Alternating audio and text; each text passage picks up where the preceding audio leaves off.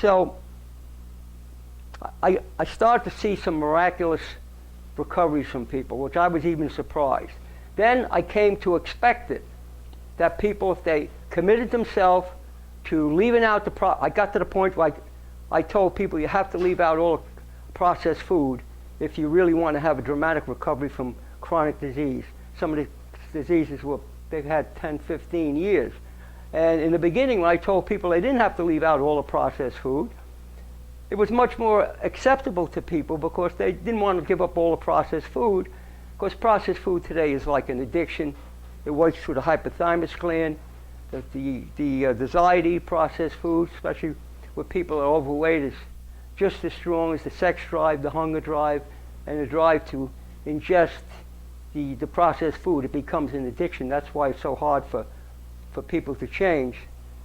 And what I do now when people are severe, when they've been living on mostly fast foods and all, I'm able to use clinical hypnosis to help them get over the cravings that they're having, and helps dramatically. It works very, very well with post-hypnotic suggestions if they do what they have to do.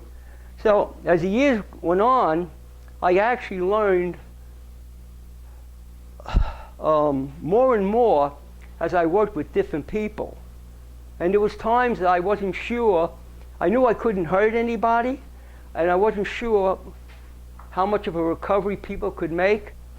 And at this point in my life, I see some people that are really, really, really sick people. And there's nothing miraculous. This is basically very simple. You can learn, I could teach somebody how to do this in a very, very short, very quickly, because it's based on what you leave out. Everything you leave out that's processed. The amount of animal protein you eat, the amount that you leave out, there's going to be a reciprocal amount of improvement. If you're smoking crack, you stop smoking crack, you're going to feel better. If you're eating a lot of processed cold cuts, you leave them all out, you're going to feel better. If you're smoking, you leave that out, you're going to feel better. So everything you leave out is taking some of that burden off the human body and giving it a chance to recover.